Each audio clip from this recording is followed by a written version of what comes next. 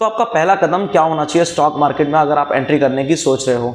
बहुत सारे लोग ऐसे हैं जिनको स्टॉक मार्केट का एस भी नहीं पता है। उन्हें ये पता ही नहीं है कि स्टॉक मार्केट काम कैसे करता है।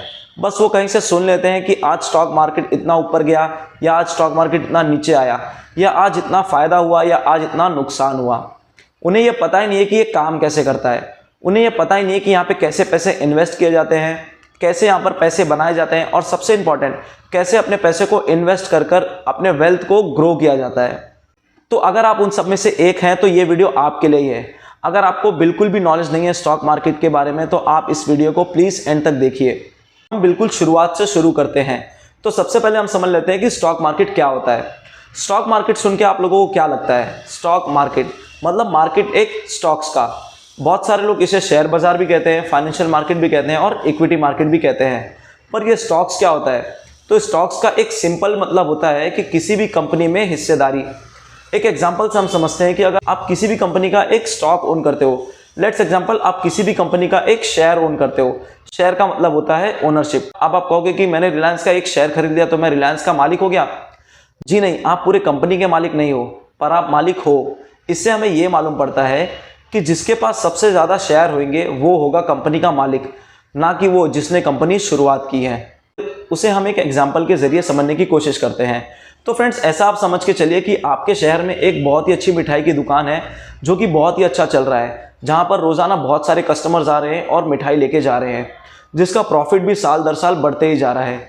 तो उस दुकान के ओनर का ऐसा सोचना है कि क्यों ना मैं अपने बिजनेस को और ग्रो करूँ।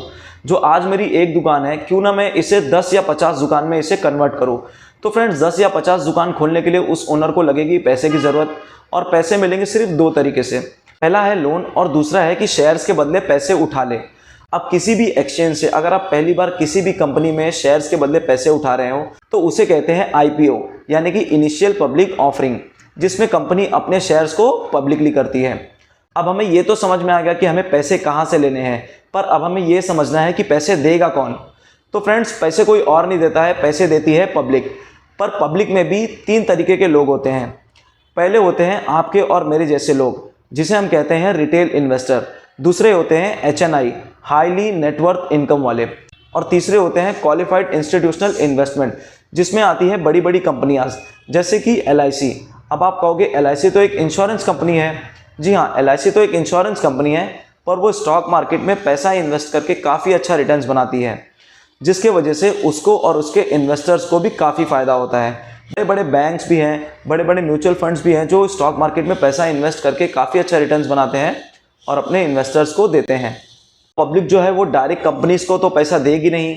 इसके लिए इंडियन गवर्नमेंट ने बनाया है एक्सचेंज, और इंडिया में जो एक्सचेंज है उनका नाम है बीएससी और एनएससी, बॉम्बे स्टॉक एक्सचेंज और नेशनल स्टॉक एक्सचेंज। तो बेसिकली बीएससी और एनएससी क्या करती है, कंपनी से उनके शेयर्स लेके पब्लिक को देती है और पब्लिक से उनके पैसे लेके कंपनीज को देती है, ताकि कंपनीज अपने आप को एक्सपांड कर सके। हो सकता है हम इस वीडियो में काफ़ी फास्ट जा रहे हैं, उसके लिए एक बार आपको रिवाइज करा देता हूँ।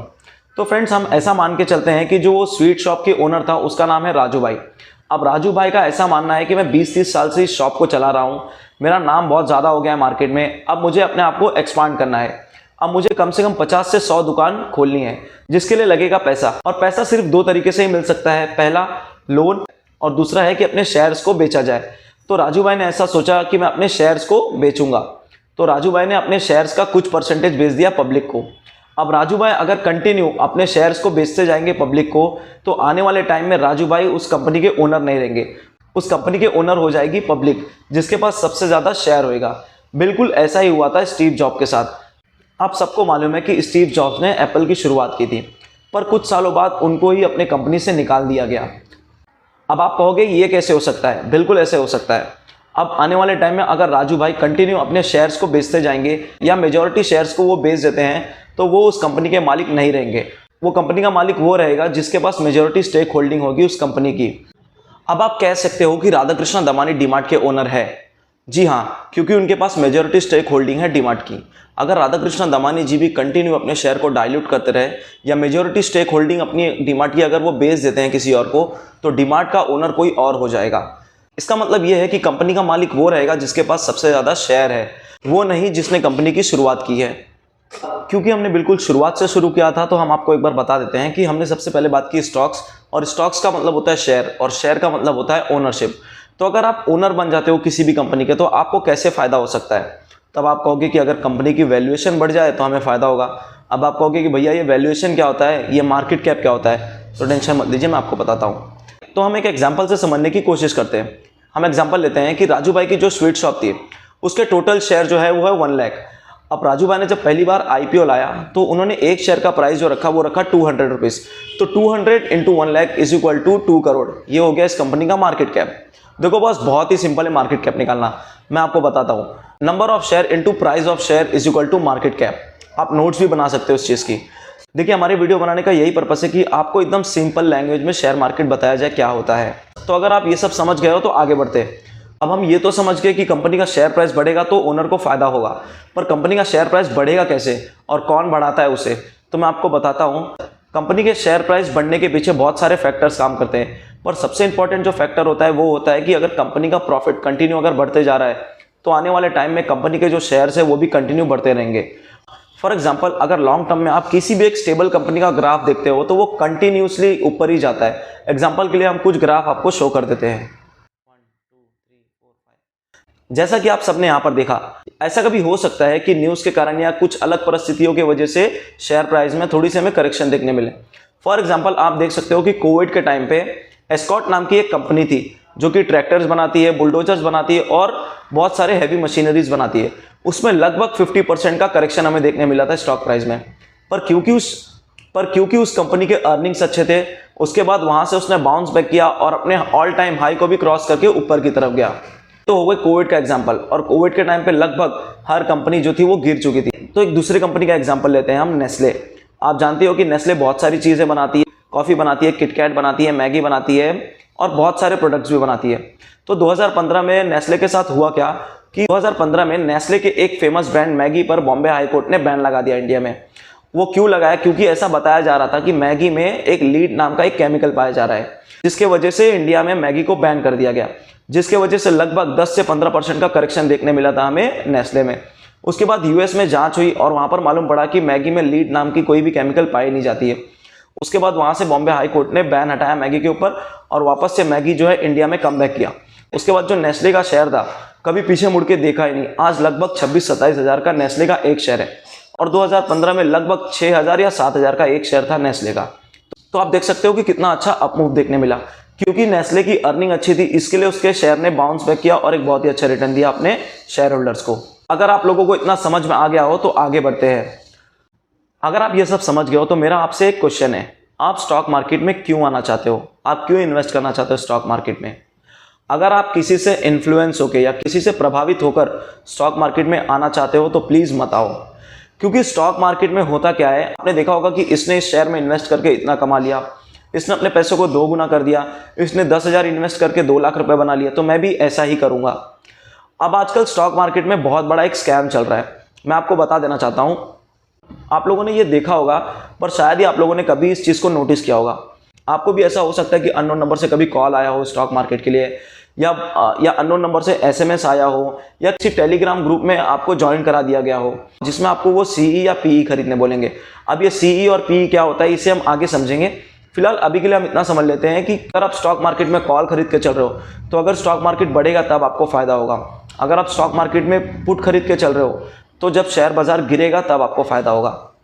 तो ये लोग क्या करते हैं कि इनके पास लगभग 10 से 15 लाख का कॉन्ट्रैक्ट आ जाता है और ये उनमें से 2 ग्रुप बनाते हैं, ग्रुप ए और ग्रुप बी।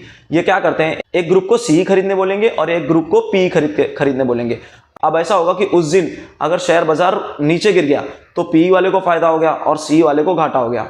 अब वो क्या करेंगे कि ग्रुप बी में से 2 ग्रुप बनाएंगे, जिसमें से अगेन ए और बी, ए को सी खरीदने बोलेंगे और बी को पी खरीदने बोलेंगे। अब हम ऐसा समझ के चलते हैं कि अब आज के दिन शेयर बाजार बढ़ गया, यानी कि कॉल वाले को फायदा हो गया। अब उसमें से क्या होगा कि ग्रुप ए में से 2 ग्रुप बनाई जाएगी और उसको भी सेम कहा जाएगा, एक ग्रुप को सी खरीदने बोलेंगे और एक ग्रुप को पी खरीदने बोलेंगे। अब मेन पिक्चर यहाँ चालू होती है, वहां पर कई सारे लोग फंस जाते हैं। अब उस दिन अगर अगेन स्टॉक मार्केट बढ़ गया तो कॉल वाले को फायदा हो जाएगा, जिसके वजह से बहुत सारे लोग जो होते हैं वो फंस जाते हैं। वो सोचते हैं यार कि ये ग्रुप तो बहुत अच्छा है, ये ग्रुप जैसा हमें इंडिकेशन देता जा रहा है हम वैसे ही खरीद रहे हैं और हम अच्छा खासा प्रॉफिट बनाते जा रहे हैं। तो वो क्या करते हैं ग्रुप वाले कि एक पेड कोर्स चालू कर देते हैं जिसमें आपको बता देंगे कि आप हमें 5,000 रुपया दीजिए, हम पूरे महीने तक आपको इंडिकेशन देते रहेंगे कि स्टॉक मार्केट किस तरफ जाएगा, जिसमें बहुत सारे लोग फंस के वो कोर्स ले लेते हैं और आने वाले कुछ ही दिन में वो अपने 5,000 तो गवाते ही हैं, उसके साथ साथ जो उन्होंने इन्वेस्ट किया होता है स्टॉक मार्केट में वो भी गवा देते हैं। और एक रीज़न है कि क्यों इतने सारे लोग इन्फ्लुएंस हो रहे हैं स्टॉक मार्केट में आने के लिए। जैसे कि आप सबने कुछ साल पहले सुना और देखा होगा कि एक वेब सीरीज आई थी जिसका नाम था स्कैम 1992, जिसमें ये बताया गया था कि कैसे एक मामूली आदमी इंडिया का एक हाईएस्ट टैक्स पेयर बनता है। जी हाँ, मैं बात कर रहा हूँ हर्षद मेहता की। उसमें ये बताया गया कि कैसे हर्षद मेहता अपने काम को अंजाम देता है, कैसे वो सारे स्कैम करता है और कैसे वो इंडिया का हाईएस्ट टैक्स पेयर बनता है। और अभी कुछ दिन पहले एक और वेब सीरीज आई जिसका नाम है स्कैम 2003, जो बेस्ड है अब्दुल करीम तेलगी के ऊपर, जिसने किया था एक स्टैम्प पेपर स्कैम। उसमें भी ये सेम चीज़ बताई गई है कि कैसे एक मामूली इंसान जिसके पास खाने तक के पैसे नहीं थे वो 30,000 करोड़ का मालिक है। ये कोई छोटा अमाउंट नहीं है, 30,000 करोड़। बहुत सारी कंपनी आज स्टॉक मार्केट में लिस्टेड है जिसकी पूरी टोटल वैल्यूएशन भी नहीं है 30,000 करोड़। तो कैसे वो 30,000 करोड़ का मालिक बनता है, कैसे वो अपने स्कैम करता है। तो यहाँ पर सबसे बड़ी प्रॉब्लम ये हो जाती है कि हम जैसे लोग जो यंगस्टर्स है अभी, वो अपना आइडियल इन लोगों को मानने लगते हैं। वो सोचते हैं कि मैं भी स्टॉक मार्केट में आऊँगा और ऐसे इन्वेस्ट करके रातों रात अमीर बन जाऊँगा या मैं भी करोड़पति बन जाऊँगा। तो यहीं पे यंगस्टर जो होते हैं वो फंस जाते हैं।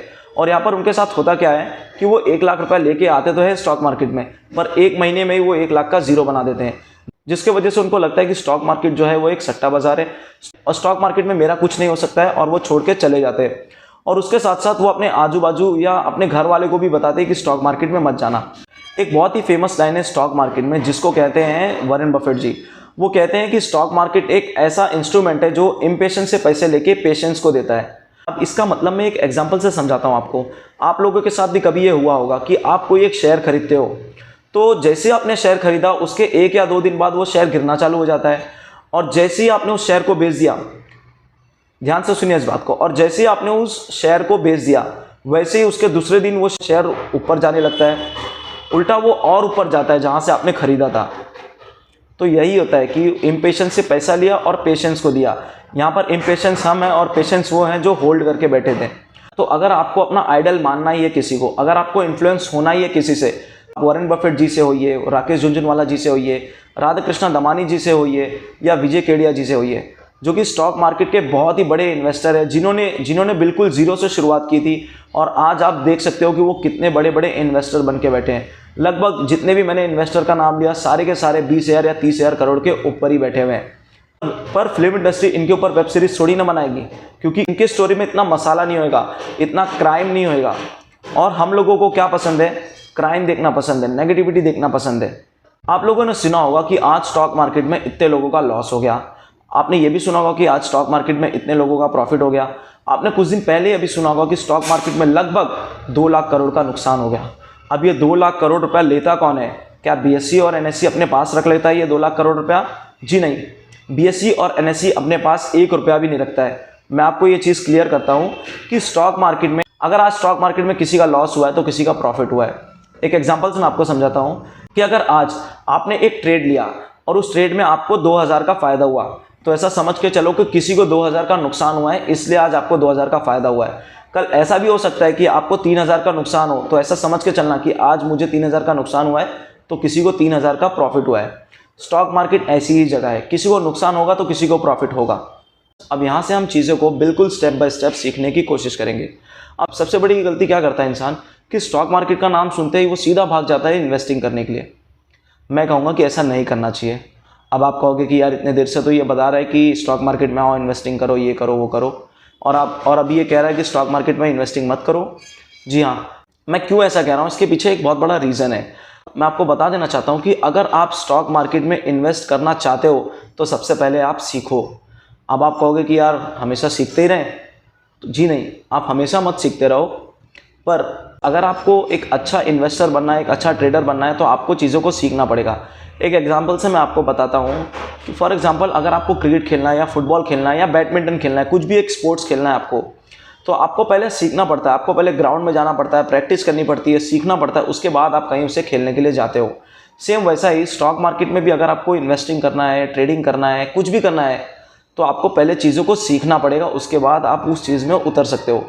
अगर आप बिना सीखे स्टॉक मार्केट में उतर जाते हो तो होता क्या है मैं आपको बताता हूँ। अगर आप बिना सीखे स्टॉक मार्केट में उतर जाते हो तो आप करते क्या हो कि एक आदमी ने कंपनी का शेयर खरीद लिया है, इतना प्रॉफिट बना लिया, 10 गुना कर लिया, 20 गुना कर लिया या 50 गुना कर लिया। आप ऐसा सुनोगे कि किसी ने 10,000 रुपये एक पेनी स्टॉक में लगाया और एक साल में उसका 10,000 3 लाख हो गया या 6 लाख हो गया। ऐसा होता है स्टॉक मार्केट में। इवन ट्रेडिंग करके भी बहुत सारे लोग इतना पैसा बना लेते हैं। बट अगेन मैं आपको बता रहा हूँ, वही इनपेशेंस, इन्फ्लुएंस वाली बातें हो जाएंगी यहाँ पर। तो आपको सबसे पहला करना क्या है, अगर आप स्टॉक मार्केट में एंट्री कर रहे हो तो स्टॉक मार्केट में आपको डायरेक्ट स्टॉक नहीं खरीदना है। क्योंकि ऐसा हो सकता है कि अगर आप समझिए 1 लाख रुपए लेके आप उतरे हो स्टॉक मार्केट में और आपने किसी शेयर में इन्वेस्ट कर दिया, हो सकता है आपको 5,000 या 10,000 का प्रॉफिट हो गया हो। तो अब आप सोचोगे यार ये तो बहुत अच्छी जगह है, ये तो पैसे छापने की मशीन है, अब मैं क्या करूँगा, 1 लाख के बदले 2 लाख रुपए लगाऊंगा। अब आप यहाँ पर 2 लाख रुपए लेके आते हो और 2 लाख रुपये आप यहाँ पर लगा देते हो। अब हम ऐसा मान के चलते हैं कि आपको 2 लाख रुपए आपने लगाया और आपका लगभग 40,000 का नुकसान हो गया। तो 40,000 बड़ी बात नहीं है यहाँ पर बड़ी बात यह है कि आपका लगभग 20% का नुकसान हो गया यहाँ पर। आप सोच के देखिए, अगर ये बड़ा अमाउंट हो, 20% का लॉस कोई छोटा लॉस नहीं होता है। बहुत सारी बड़ी बड़ी कंपनी और इन्वेस्टर लगभग 1 से 1.5 साल लगा देते हैं 20% को कमाने के लिए। तो मेरा मेन मोटिव ये है इस बात को बताने का कि अगर आप स्टॉक मार्केट में एंट्री कर रहे हो तो आप डायरेक्ट स्टॉक्स में इन्वेस्ट मत करो। इंस्टेड ऑफ दैट आप इंडेक्स में इन्वेस्ट करो। अब आप कहोगे कि इंडेक्स क्या होता है, तो जैसे मैंने पहले भी कहा ना आपको, Nifty, fin Nifty, bank Nifty. तो इसमें होता क्या है, हम एग्जांपल लेते हैं निफ्टी 50 का। अब निफ्टी 50 का मतलब ये है कि इंडिया की टॉप 50 कंपनी का एक इंडेक्स। उसमें होता क्या है कि अगर आप पैसे इसमें इन्वेस्ट कर रहे हो तो आप सिर्फ एक कंपनी में नहीं इन्वेस्ट कर रहे हो, आप पूरे 50 कंपनियों में इन्वेस्ट कर रहे हो। उसका ये एक इंडेक्स है। जैसे जैसे वो 50 कंपनियां बढ़ेगी, जैसे जैसे वो 50 कंपनियों में प्रॉफिट जनरेट होगा, वैसे वैसे इस इंडेक्स में हमें एक प्रॉफिट जनरेट होता हुआ दिखेगा। और ये निफ्टी 50 का सबसे बड़ी बात ये है, जैसा बहुत सारे न्यूज़ में या पेपर में आपने सुना या पढ़ा होगा कि आज शेयर मार्केट ऊपर है या आज शेयर मार्केट नीचे है, तो वो सिर्फ और सिर्फ निफ्टी 50 को ही देख के बता देते हैं। क्योंकि निफ्टी 50 इंडिया की टॉप 50 कंपनी है। जैसे इंडिया की टॉप 50 कंपनी परफॉर्म करेगी वैसे ही स्टॉक मार्केट परफॉर्म करने वाला है। अब आप ये कहोगे कि इंडेक्स में तो इन्वेस्ट करना, ये तो हम समझ गए, बट इंडेक्स में इन्वेस्ट करें कैसे? तो मैं आपको बता देता हूँ कि आप कोई भी ऐप यूज़ करते होगे इन्वेस्टिंग या ट्रेडिंग के लिए, तो आप उसमें जाओगे तो आप जब सर्च बार पे क्लिक करोगे तो उसमें आपको टाइप करना है ETF, जिसमें आपको बहुत सारे ETF दिख जाएंगे निफ्टीज़ के। या तो आप निफ्टी 20 भी टाइप कर सकते हो, जो लगभग 200 या 250 के आसपास है। मतलब आप 200 या 250 रुपये में आप पूरी की पूरी 50 कंपनी में इन्वेस्ट कर रहे हो। तो अगर गलत न्यूज़ या कुछ भी अगर किसी एक कंपनी को लेकर आती है तो उसके वजह से पूरा निफ्टी 50 नहीं क्रैश होगा, आपको बहुत बड़ा लॉस नहीं देखने मिलेगा। हाँ, आपको बहुत बड़ा प्रॉफिट भी बहुत जल्दी से देखने नहीं मिलेगा, बट आप एक स्टेबल रिटर्न आप यहाँ से जनरेट कर सकते हो। और एक जो बहुत ही इंपॉर्टेंट बात है जो मैं आपको बताने जा रहा हूँ, प्लीज़ आप इसे ध्यान से सुनिए। हम एग्जांपल लेते हैं कि बंटी नाम का एक लड़का है 20-22 साल का, जो 1 लाख रुपए लाके स्टॉक मार्केट में इन्वेस्टिंग या ट्रेडिंग शुरुआत करता है। अब ऐसा मान के चलते कि उसका 50% का लॉस हो गया। अब 50% का लॉस हो गया तो उसके पास सिर्फ और सिर्फ 50,000 बचे। अब वो 50,000 रुपये से अगर वो वापस से ट्रेडिंग करता है और उसके ऊपर वो 50% का प्रॉफिट जनरेट करता है तो उसके होंगे 75,000। आप समझ रहे हो मेरी बात को? अगर 50% का लॉस करता है तो उसके हो गए 50,000 रुपीज़, और अगर उसी 50,000 पे वो 50% का प्रॉफिट जनरेट करता है तो उसके होंगे 75,000। मतलब उसको अपने 50% का रिकवर करने के लिए उसको लगभग 100% का प्रॉफिट जनरेट करना होगा अपने 50,000 रुपीज़ पे, तब जाके उसका जो लॉस हुआ है वो रिकवर होगा। इस बात को बताने का मेरा मेन मोटिव ये है कि 50% loss is not equal to 50% profit. तो आप प्लीज़ स्टॉक मार्केट में बहुत केयरफुली काम कीजिए और पहली जो आपकी इन्वेस्टिंग है वो आप इंडेक्स इन्वेस्टिंग से चालू कीजिए। उसके बाद धीरे धीरे हम आगे भी बढ़ेंगे। हाँ, आप म्यूचुअल फंड में भी इन्वेस्ट कर सकते हो। म्यूचुअल फंड में भी बहुत सारे टाइप के म्यूचुअल फंड आते हैं। डेथ म्यूचुअल फंड आता है, लार्ज कैप म्यूचुअल फंड आता है, स्मॉल कैप म्यूचुअल फंड आता है, बहुत सारे टाइप के म्यूचुअल फंड आते हैं। इस सीरीज़ में मैं आपके लिए म्यूचुअल फंड की भी एक अलग से डिटेल वीडियो लेके आऊँगा, जिसमें मैं आपको बताऊँगा कि कैसे आप एक म्यूचुअल फंड में इन्वेस्ट करके लाखों करोड़ों रुपया बना सकते हो। कौन सी म्यूचुअल फंड्स आपके लिए अच्छे हैं, कौन से म्यूचुअल फंड्स 2 या 5 सालों में बहुत अच्छा रिटर्न दिए हैं, एक डिटेल वीडियो बहुत जल्द मैं आप लोगों के लिए लेके आऊँगा। तो फ्रेंड्स, एक छोटा सा रिवाइज करते हैं, उसके बाद हम करेंगे इस वीडियो का एंड। जब हमने सबसे पहले स्टार्टिंग में स्टार्ट किया तो हमने बात की कि स्टॉक मार्केट क्या होता है, जहाँ से हमें मालूम पड़ा कि मार्केट एक स्टॉक्स का, जिसमें होता है शेयर्स, और शेयर्स का मतलब होता है ओनरशिप। ओनरशिप का मतलब किसी भी कंपनी में एक छोटी सी ओनरशिप, किसी भी कंपनी में एक छोटी सी हिस्सेदारी। अब हमने यहाँ तक तो बात कर ली। उसके बाद हमने ये देखा कि किसी भी कंपनी को अगर ग्रो करना है या एक्सपांड करना है तो वो कैसे करेगी, और सबसे इंपॉर्टेंट पैसे कौन देगा। तो वहाँ से हमें मालूम पड़ा कि पब्लिक जो होती है वो कंपनीज को पैसा देती है जिससे वो ग्रो या एक्सपांड कर सकती है। पब्लिक में भी 3 टाइप के लोग होते हैं। पहले आते हैं मेरे और आपके जैसे आम लोग, रिटेल इन्वेस्टर।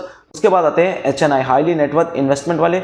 उसके बाद आते हैं क्वालिफाइड इंस्टीट्यूशनल इन्वेस्टमेंट, जिसमें हमने बात की थी LIC की। अब हम ये तो जान गए कि कंपनी ग्रो कैसे करेगी, पैसा कौन देगा, पर इसका प्रोसेस कैसे होता है। तो वहाँ से हमें देखने मिला एक्सचेंज, पर इसका प्रोसेस क्या है। तो उस प्रोसेस को बताने के लिए इंडियन गवर्नमेंट ने बनाया है एक्सचेंज, BSE और NSE। तो BSE और NSE पे क्या होता है कि कंपनी अपने शेयर्स को पब्लिक को देती है और पब्लिक अपना पैसा कंपनी को देती है ताकि वो ग्रो कर सके। उसके बाद हमने देखा कि किसी को भी देख के या प्रभावित होकर या किसी से इन्फ्लुएंस होकर स्टॉक मार्केट में हमें इन्वेस्टमेंट या ट्रेडिंग शुरुआत नहीं करनी है। सबसे पहले हमें सीखना है, उसके बाद धीरे धीरे हमें इन्वेस्टिंग और ट्रेडिंग शुरुआत करनी है। उसके बाद हमने ये देखा कि स्टॉक मार्केट में सबसे पहले स्टॉक्स में इन्वेस्टमेंट नहीं करना है हमें। सबसे पहले हमें किसी इंडेक्स में जैसे कि निफ्टी 50, बैंक निफ्टी या फिन निफ्टी में इन्वेस्टमेंट करना है। वहाँ से चीज़ों को देखना, सीखना और समझना है। उसके बाद ही हम किसी भी पर्टिकुलर स्टॉक में या फ्यूचर एंड ऑप्शन में हम इन्वेस्टमेंट या ट्रेडिंग स्टार्ट कर सकते हैं। उसके बाद हमने देखा कि स्टॉक मार्केट में हमें इन्वेस्टमेंट क्यों करना चाहिए। क्या आप किसी से प्रभावित हो, किसी से इन्फ्लुएंस हो। अगर आप किसी से इन्फ्लुएंस हो तो प्लीज़ आप स्टॉक मार्केट में उसे देख के इन्वेस्टमेंट स्टार्ट मत कीजिए, क्योंकि होगा क्या कि जैसे कि आप सब जानते हो कि बहुत सारे स्कैम्स चल रहे हैं, बहुत सारे टेलीग्राम ग्रुप्स चल रहे हैं जिसमें बहुत बड़े बड़े स्कैम्स हो रहे हैं। अब होगा क्या वहाँ से कि आपके जो हार्ड अर्न मनी है वो भी वहाँ से लॉस हो सकते हैं। उसके बाद हमने देखा कि स्टॉक मार्केट में जब आप अपना पहला कदम रख रहे हो तो आप आते साथ ही आपको स्टॉक में इन्वेस्टमेंट नहीं करनी है। इंस्टेड ऑफ दैट आप किसी इंडेक्स में या म्यूचुअल फंड में इन्वेस्ट कर सकते हो, जैसे कि निफ्टी 50, फिन निफ्टी या बैंक निफ्टी में आप इन्वेस्टमेंट कर सकते हो, जिससे आपका जो पैसा है वो टोटली सेफ रहेगा और आपको एक अच्छा खासा रिटर्न भी मिलता रहेगा, जिससे आप सीख सकते हो और समझ सकते हो कि स्टॉक मार्केट काम कैसे करता है और आने वाले टाइम में आप एक पर्टिकुलर स्टॉक में इन्वेस्ट भी कर सकते हो।